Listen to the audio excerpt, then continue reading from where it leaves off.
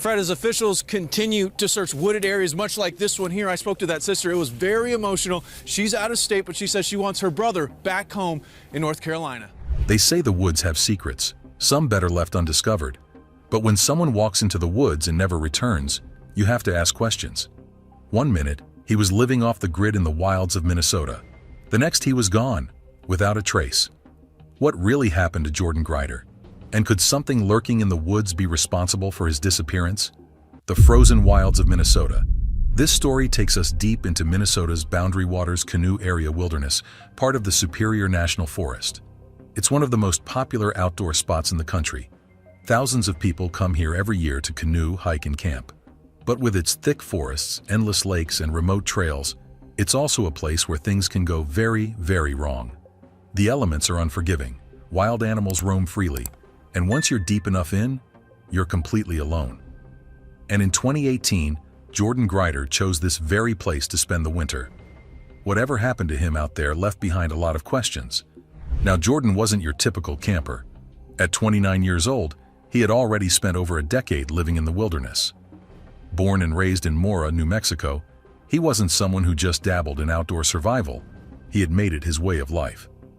While his 5 brothers followed a more traditional path, Jordan embraced a world with no walls, no fixed address, and no rules but nature's. School had been tough for him. He struggled with dyslexia and was homeschooled, but he found his real education in the wild. He'd pack up and disappear into the woods for weeks, sometimes months at a time. "I'm not homeless," he'd say. "I have a home. It's just outside." For more than 10 years, Jordan lived in the forests of Kentucky and New York, mastering survival in some of the harshest conditions. He wasn't just roughing it, this was his life. He knew how to build shelters, hunt, and survive completely alone. A journey into the unknown. In 2018, Jordan decided he needed a change. He wanted somewhere near water, somewhere even more remote. The Boundary Waters seemed like the perfect place. That September, he spent time with his family in New Mexico. Then, in early October, he packed up and headed north. He drove to Minnesota, parked his truck at the edge of the wilderness, and walked in, just like he had done so many times before. Only this time, he wouldn't walk back out. While out in the wilderness, Jordan had his phone with him and even sent a picture to his family, a shot of a beaver pond near his campsite. That message, sent on October 8, 2018, would end up being one of the last things anyone heard from him. At some point, Jordan left his campsite to make a trip into town. A receipt dated October 9th was later found among his belongings, proving that he had stopped at a store for supplies. But after October 10th, things took a strange turn. A Forest Service agent noticed Jordan's truck parked in front of a gated road leading to private cabins. The issue was that the truck was blocking the entrance. Since there was no sign of Jordan, the agent eventually decided to have the vehicle towed to the Sioux Hustler Trail parking lot, with Jordan's family later covering the cost. It's unclear if the agent attempted to locate Jordan before making that decision, but at the time, there was no reason to suspect anything was wrong.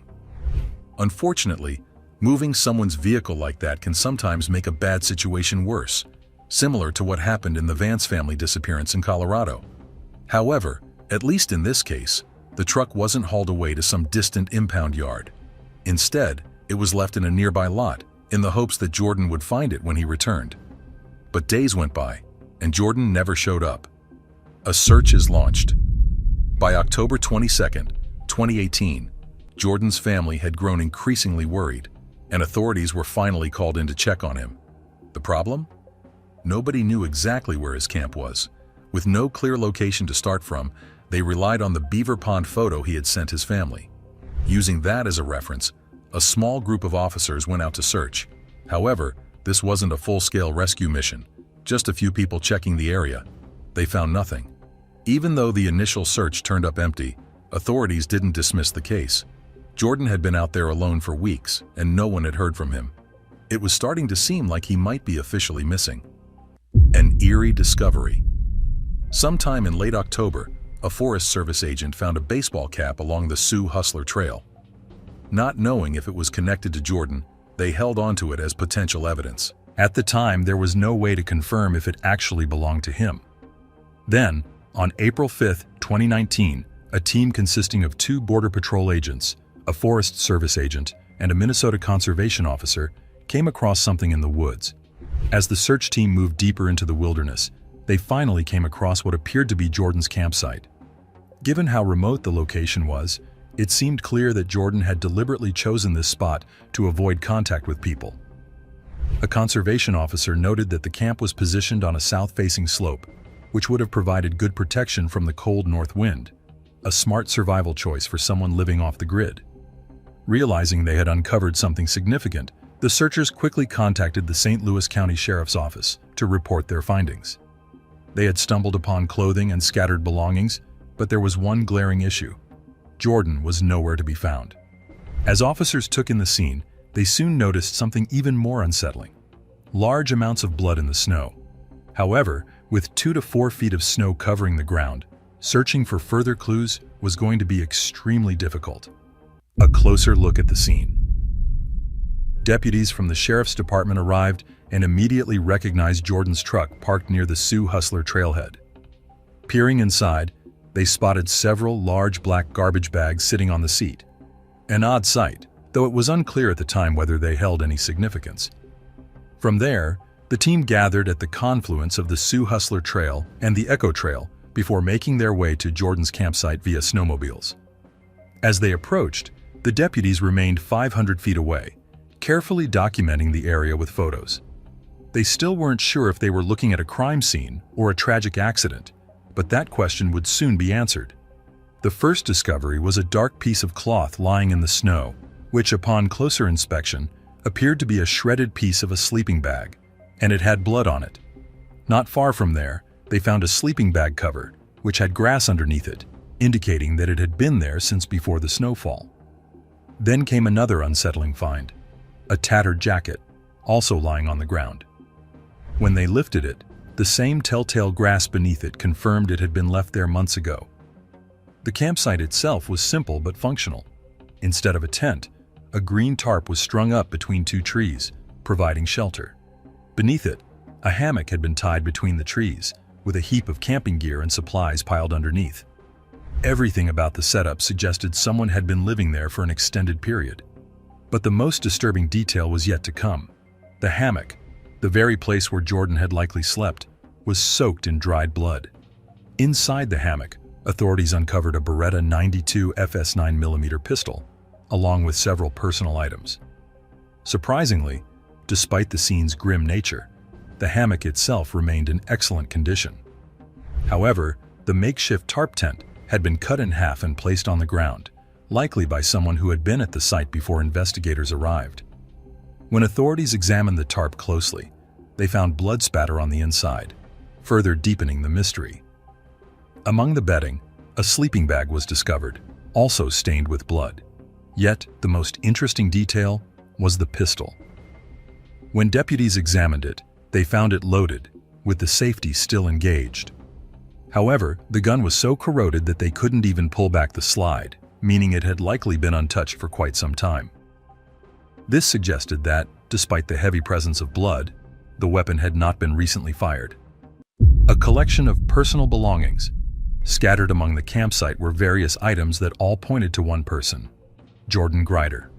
Authorities recovered a sketchbook, possibly containing personal notes or drawings, a GoPro camera, though it was unclear if it held any footage, a black wallet with $178 in cash, a driver's license belonging to Jordan, mail addressed to Jordan, further confirming the campsite's ownership, a black stocking cap with visible bloodstains, a blue inflatable pillow, also bloodstained, a plastic bag containing addresses and pens, 2 keys, though it was unclear what they belonged to. With so much blood evidence at the scene, investigators knew they were dealing with a serious incident, but there was one problem: Jordan was nowhere to be found. The snow-covered terrain made searching incredibly difficult, so authorities decided that a more thorough investigation would have to wait until the snow melted. They carefully bagged up what evidence they could carry, leaving some of the bulkier items behind with plans to return the next day. They also made the decision to deploy cadaver dogs once conditions improved, hoping to finally get some answers. The search resumes. On April 25th, with the snow beginning to clear, a large team of investigators returned to the area, this time with one goal in mind: finding human remains. The search party included members of the rescue squad, the Department of Natural Resources, the Forestry Service, and the Sheriff's Department. Using ATVs, they traveled back into the wilderness, then split up, each team scanning the terrain for anything that might lead them to Jordan. The vast, rugged landscape offered no easy answers, but as the investigation continued, one thing was becoming clear. Something terrible had happened at this remote campsite. Some personnel remained at the campsite, gathering Jordan's belongings and transporting them back to his truck, which had remained parked near the Sioux Hustler trailhead. Investigators knew that Jordan's last recorded interaction with his truck was on October 9th of the previous year, as evidenced by a dated receipt found in his camp. Meanwhile, other investigators focused on marking potential evidence, using flags and numbered tags to document significant findings. Later that same day, Jordan's truck and remaining camp items were towed from the area. Among the items that were located and marked as evidence were a possible rib bone, a black pistol holster, a shirt, a handgun magazine loaded with ammo, a possible forearm bone, a Samsung cell phone found inside a pair of pants near the camp, and more. All of these items were carefully collected, documented, and packaged. The bones were handed over to the medical examiner, who would later analyze them to determine if they belonged to Jordan. By May 11th, with even more snow having melted, investigators returned to the campsite for another thorough search. This time, they brought a cadaver dog, hoping to uncover additional remains or evidence. The trained dogs proved valuable, leading searchers to more pieces of fabric, additional bones, and other materials, all of which were promptly sent to the medical examiner for further analysis. Jordan's Samsung cell phone was also examined. Investigators discovered that the last known message activity occurred on October 9, 2018. However, nothing in the texts suggested distress or any intention to harm himself. In fact, Jordan's last group message to his family was optimistic. He had shared how much grain and beans he had purchased, stating that he was prepared for a long winter. There was no sign that he was planning to disappear. The last known photo on his phone was from October 8th, a picture of a beaver pond that he had sent to his family. Unfortunately, there was nothing on the device that could provide a clear explanation for what had happened to him. DNA testing begins. On May 31st, authorities met with Jordan's family to return some of his personal belongings recovered from the campsite. At the same time, they collected DNA samples from his relatives, hoping to match them with the bones found at the scene. Jordan's family also showed the deputies a video from Jordan's now-deleted YouTube channel. In the video, he was using a military-style folding knife to shave his beard. They pointed out that Jordan always kept his knives extremely sharp, leading some to think he might have accidentally cut himself too deeply while shaving. On August 21, 2020, DNA results confirmed that the bones were Jordan's. The likelihood of them belonging to his family, rather than an unrelated person, was 621.4 billion times greater. Despite this confirmation, investigators found no evidence of foul play. The case was closed unless new information came up, but the exact cause of Jordan's death was never determined. Many questions remained. Authorities never gave a clear explanation for how he died, but they did question his ability to survive a Minnesota winter. They noticed his food supply seemed small and found no stove at his camp. The conservation officer who found the campsite even mentioned that Jordan didn't seem to have enough resources. However, Jordan's main food source was grains and beans, which he could have cooked over a fire.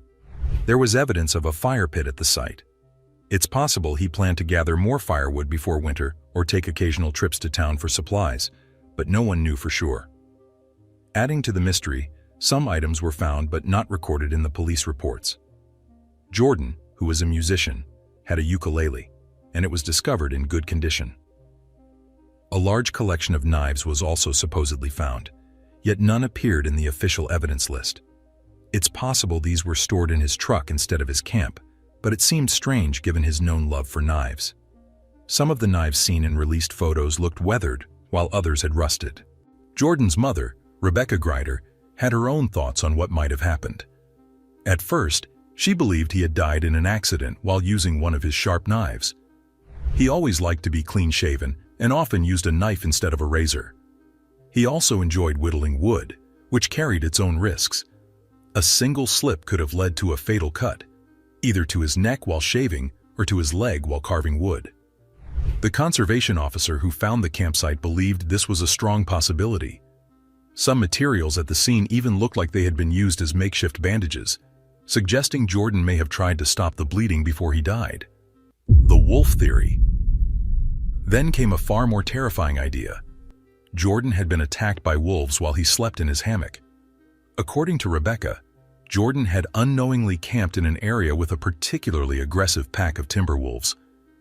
She believed they could have taken him on his very first night. But there's a problem with that.